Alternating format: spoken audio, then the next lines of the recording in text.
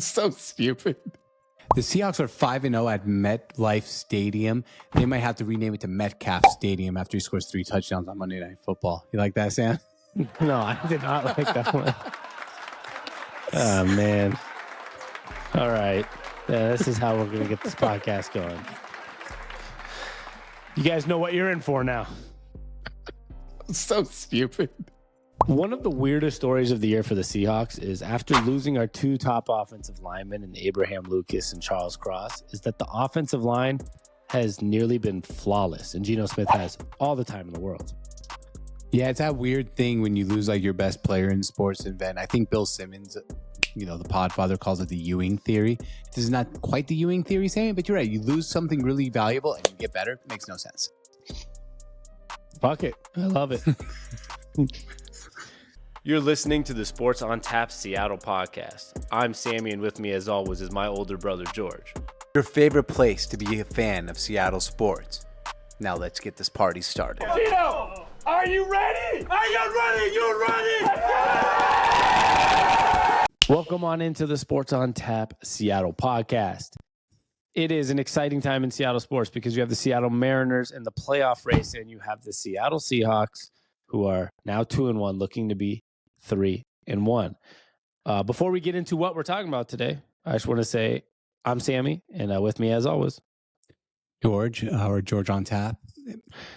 And let's get this rolling. We are talking Seattle Seahawks today. We're going to also put a podcast on the feed, Seattle Mariners one, but you'll notice it's me talking by myself and George talking by himself. It's all because there's a game going on in a few hours today. So we're just going to pop out 2 of our last videos from our YouTube channel at Seattle on Tap. So if you want to watch them on YouTube, it's at Seattle on Tap, or it'll be in the descriptions here. Or you'll see it on YouTube or the podcast feed. So enjoy that. And we'll probably talk some more Mariners, George, as the week goes on, if things go the right way.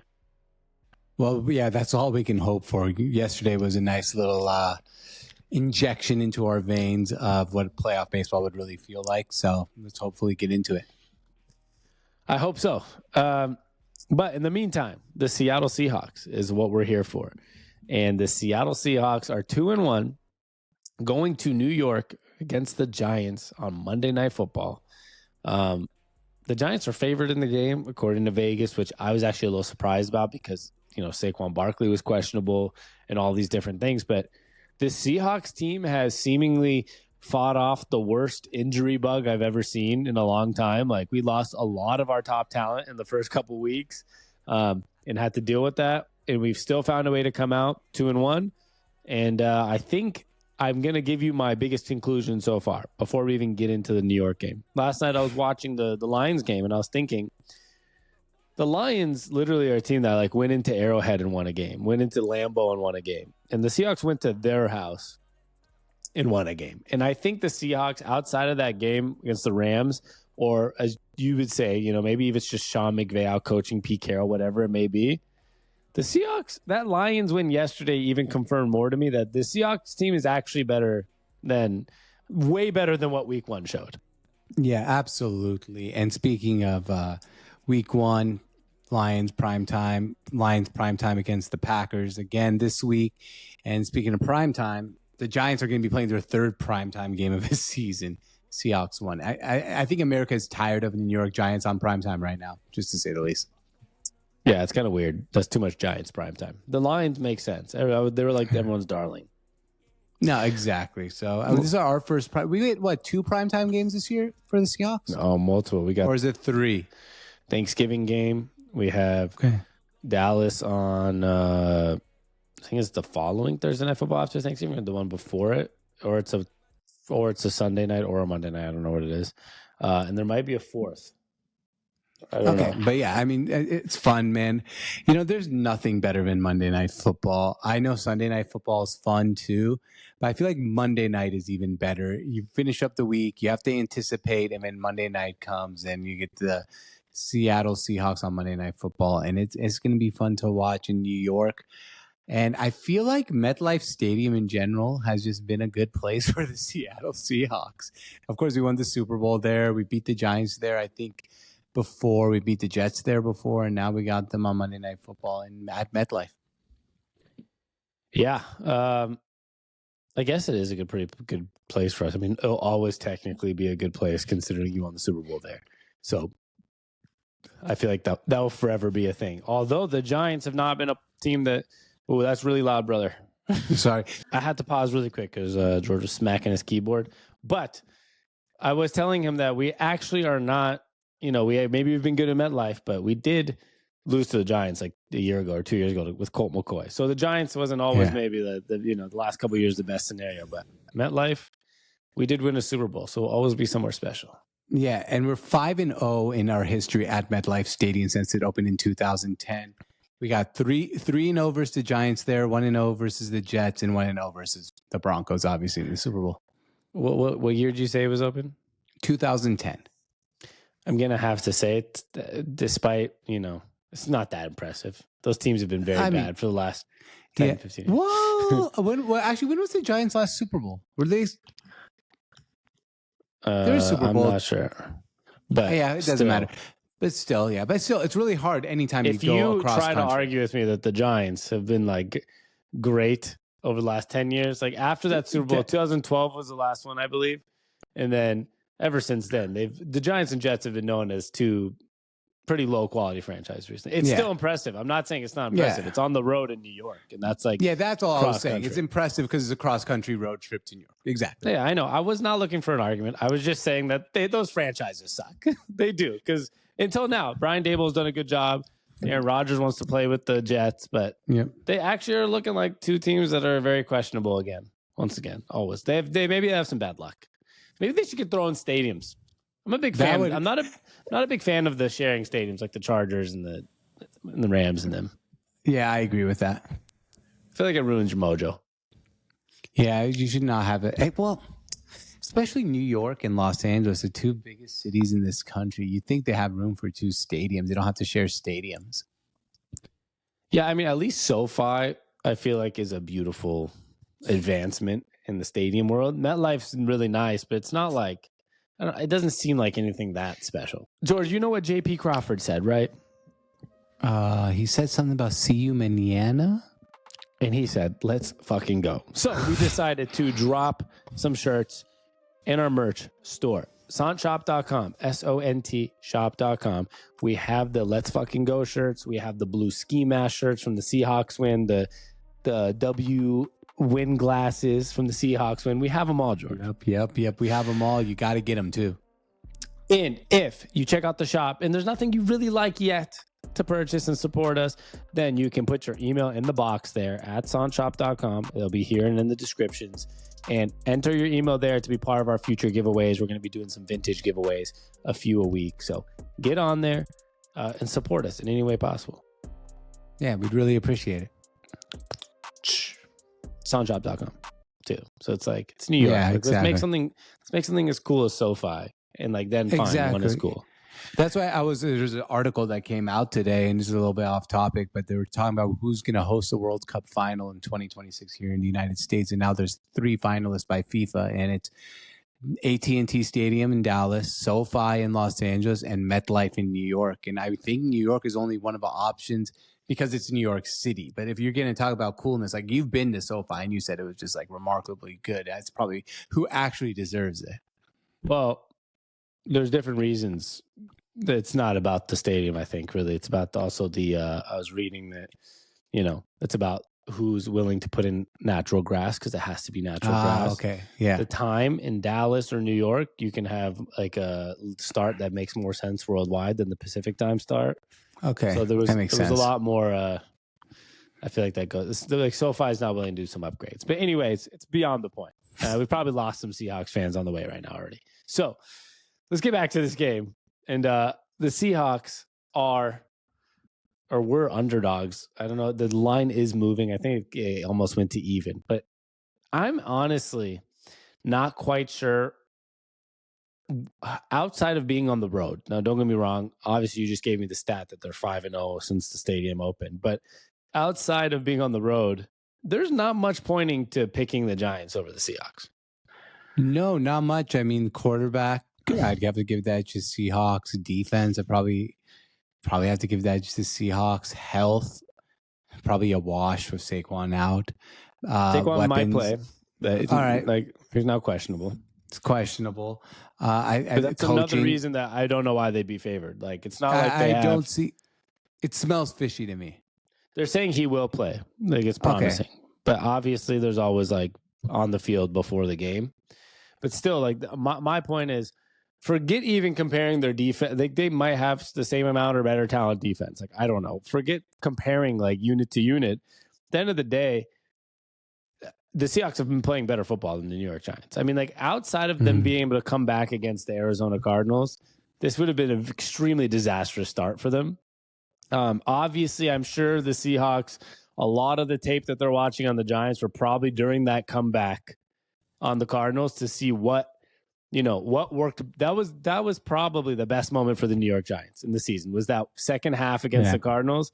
That's where they got to watch the tape and see what did Daniel Jones, that was his best half of football. That's probably where they're watching to see, hey, like, what did they do there and how do we stop that? And I think the Seahawks will probably be fine figuring that out. Is how I'm feeling. Yeah, I don't know why. I'm just not quite worried about this game. I mean, there's so many games you go in worried about, or you try to find reasons to be worried about. But that, I guess, if I was to say, what am I worried about this game? I'm worried about my lack of worrying, because there's another game I had zero worry about, and that was week 1 against the Rams. And that didn't really quite turn out the way I thought it was going to say the least.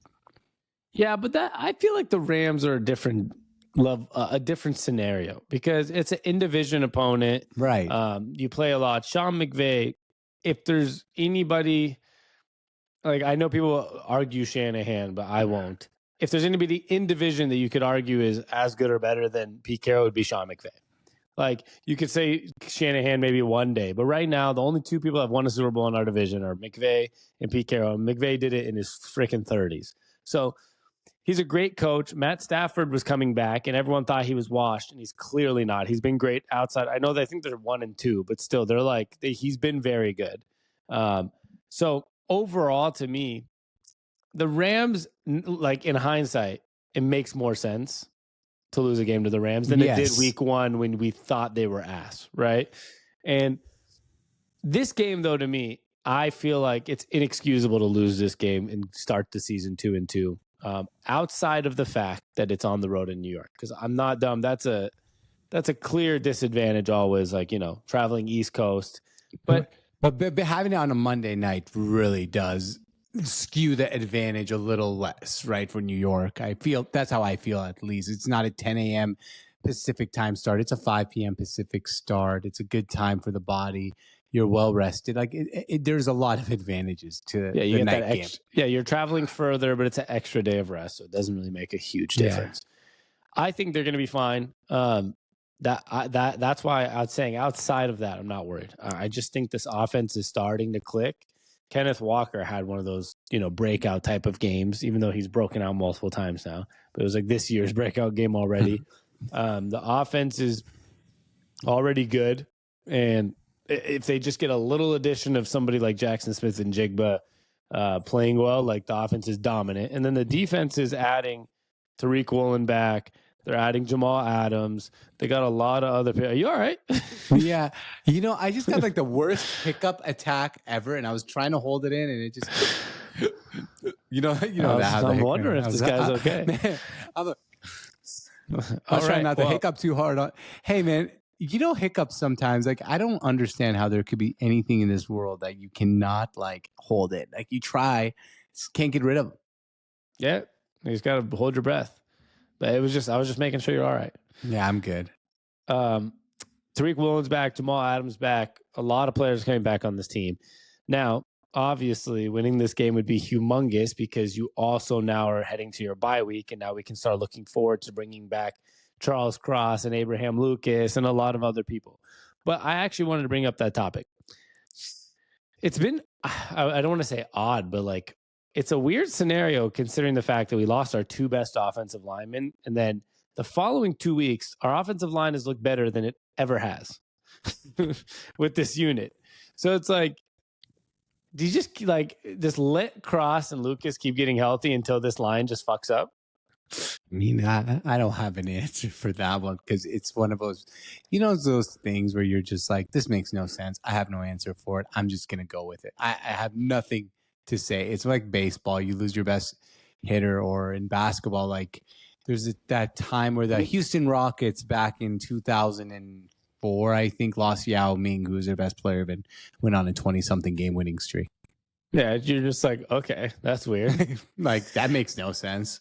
Yeah, like I just don't understand why that happens sometimes. Almost like, now I can justify it, but it was almost like the Seattle Seahawks letting go of Russell Wilson and then becoming a playoff team the next year of Geno Smith. And you're like, huh. Exactly. Yeah, well, and then the Broncos suck. And you're like, weird. Like, or the 2001 Mariners losing Alex Rodriguez and then having the best record in history of baseball the following season. They added Ichiro Suzuki, though.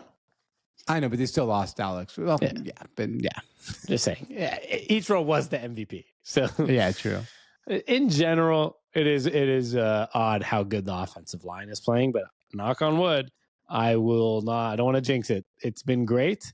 I would love to see it continue because you could see those last two games like Geno Smith looking like last year's Geno Smith. When he had time, he's hitting receivers, especially DK Metcalf and Tyler Lockett, as always. It's looking great for him. And I can see what this team's building. And then you can see on the defensive end, guys like Devin Witherspoon, who you can see why he was the 5th pick in the draft now. Now, he's not playing perfect, but you're starting to see those plays where he's like, oh, there he is on that moment, like diving 5 feet forward and tipping a ball to like knock it down on a 4th down. He disappears in games, which is what you want a cornerback to do. Like there were multiple times where like you forgot he was on the field, and that's what you want out of a cornerback because you're not even thinking of throwing to his side. Like he's been exceptional. Yeah.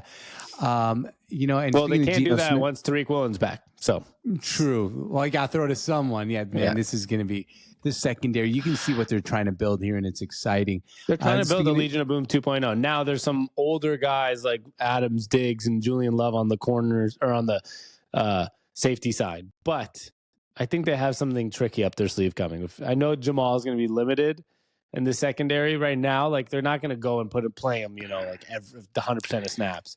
They're not going to use him as a traditional safety though. Right. That's the thing. And with me, here's my thing with Jamal. I'm rooting for him, of course, hard, and I really hope he does well, and I hope he plays well. But for me, Jamal's a bonus. That's all. If he does good, great. If he's healthy, fantastic. He hasn't been healthy his whole time in Seattle almost. If he's healthy and good, he made it through one season. He made it through the first season. Playoffs. Yeah.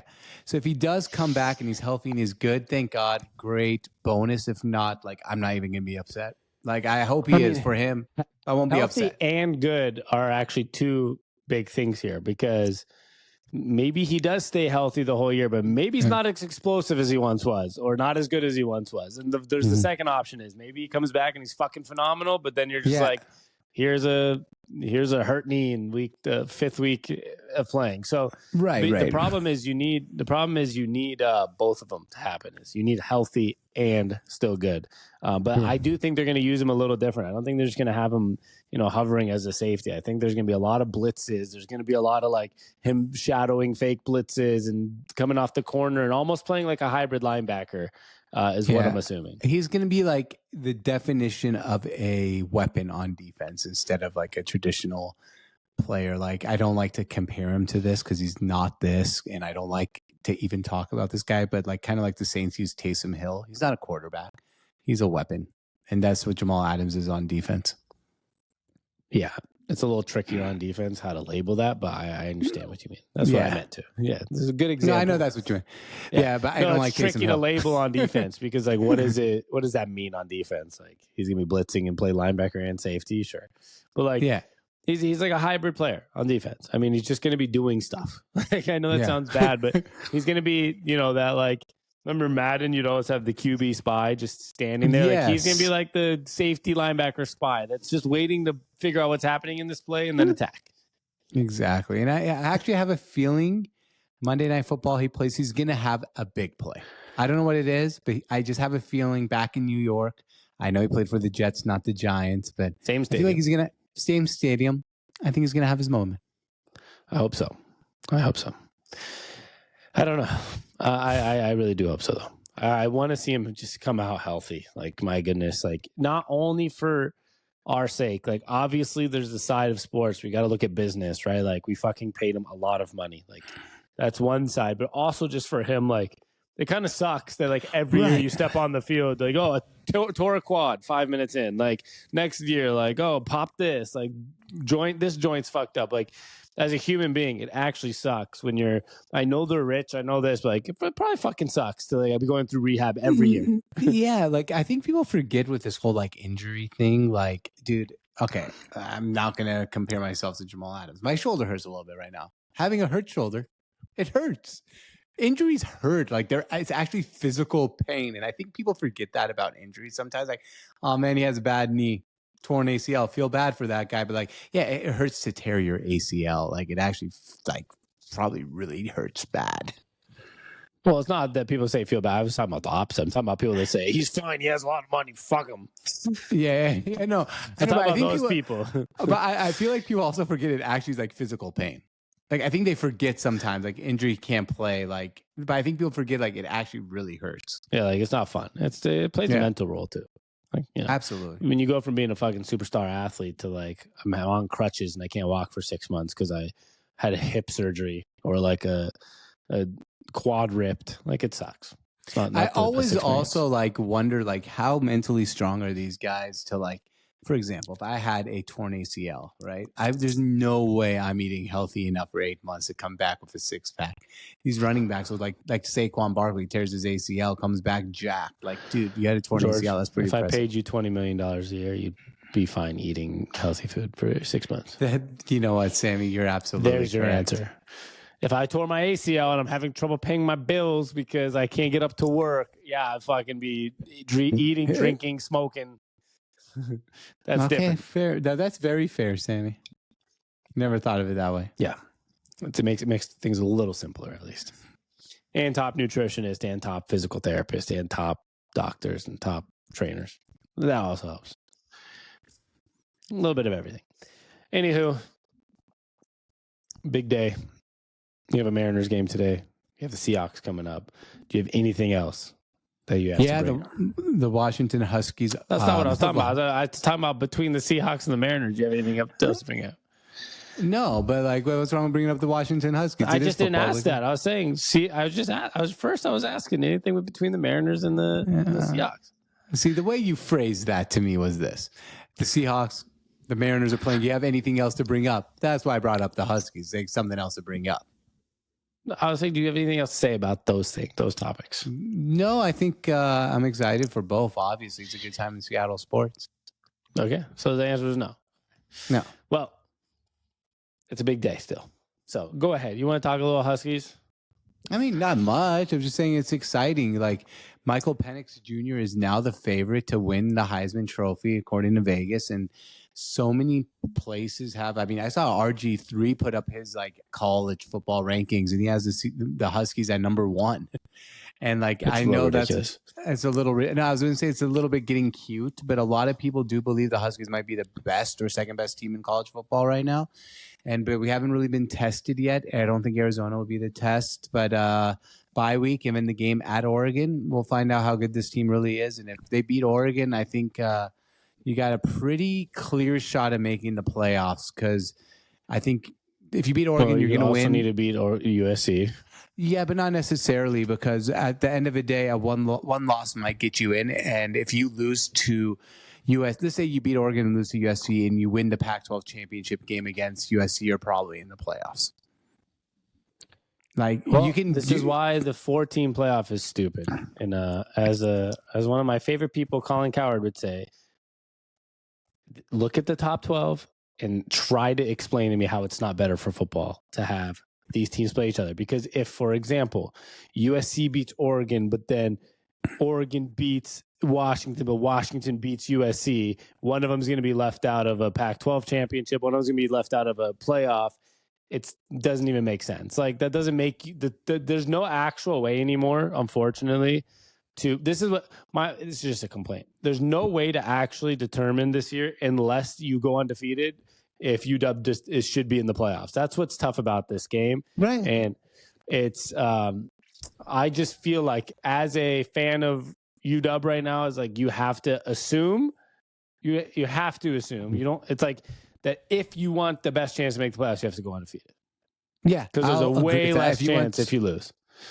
Yeah, if you want the best, easiest route with no barrier to entry, that's the way you have to do it. But this is unfortunately the game we're playing now. So I think next year or the year after is up to 12 teams. So we won't have to deal with this much anymore, except unless you're the 13th team and then you'll be complaining. No, they won't, because it's like this will make more sense. It'll be the top 12 teams. It'll definitely make more sense, but it's still going to be like a computers, like people voting. So, like, what's the difference? You're going to get to a point where it's a 2-loss Oklahoma and a 2-loss, I don't know, Arkansas, and you're going to have good arguments for both. I guess it's more fair for than 4 teams, obviously, but it's always going to be better than 7 one-loss teams, and we decided, even though this team beat this team and that team lost to that team, that we decided. I totally agree. Totally agree. But yeah, there's always going to be a problem with the system, though. I disagree. That's why there's a playoff system in other sports with multiple teams. Nobody says like, "Oh my God, this year they should have lit in the 7th team." Like, that's just how many it is. If you're not, when it's 4, it's a little ridiculous because it's like could be a 5, 6, 7 that are all the same. But at 12, yeah, guess what? If your team was 13th, tough luck. You should have been a little bit better. But when you're at like 5 and you have the same record as 4, 3, 2, and 1, that's where it gets harder. So I feel like absolutely with UW, like this year, if they really want their best shot, they obviously should go undefeated. Or like you said, they're going to have to. USC's in the South. Yeah, so we're in the North. They can't lose to Oregon. If they lose to Oregon, they can't even play in the Pac-12 championship. If Oregon goes, unless Oregon loses, then you're waiting for dumb shit to happen. Yeah, but that's why it's just unfortunate, right? Like, you have to beat Oregon, because then you give yourself, like you said, that chance to, like, if we lose to USC, you can play them in the championship again, maybe, if they make the championship. But if they lose a game, then they could be like to Utah, who might play Utah, who might be a 2-loss team, but somehow it's so dumb how it works. Yeah, but hopefully we just go undefeated and I don't have to worry about any of this bullshit. We'll see. They're good, but I feel like most Seattle sports, and UW football has kind of fell into this realm a lot of years of the past, is they're pretty good at like having one of those fuck up games. Like, lost to Stanford, and you're like, what the fuck? Not this year. They won't lose to Stanford. They don't play, but it's like that one game where they do play Stanford this year. Well, they're not going to lose to Stanford. Yeah. But there's like always that game. It's like, how the fuck did they lose that? Like, the one, I feel like it happens all the time. It actually happens at Arizona a lot, I feel like, for UW. Arizona or Arizona State, the desert. Yeah, it happens a lot. So that's where they go from 60 degrees to like 90 degrees, and all of a sudden they're like, whoa, whoa, whoa. Yeah. Hopefully they don't do that tomorrow. No, we'll see. All right. I think that's all we got. That's it. All right. We'll be back on... Well, we don't know when we'll be back. They might be back on Sunday night if there's a Mariners making the playoffs. Oh, yeah. We might be back Monday also because of Seahawks. A lot happening in Seattle sports. Yeah, it really is a busy time in Seattle sports. It's kind of fun. It's awesome. I just wish we had our Sonics, as always. Me too. Could be inching up on basketball season. All right. I think that's all we got. Much love. And George, make sure everybody likes and subscribes. And leave a review if you're on Apple or Spotify or somewhere like that. And on top of all that, find us everywhere at Seattle on Tap. And you know what we like to say? Hey, thanks for stopping by. You're welcome. Well, they should be saying you're welcome, right? I guess. You're welcome too, Bo. Peace.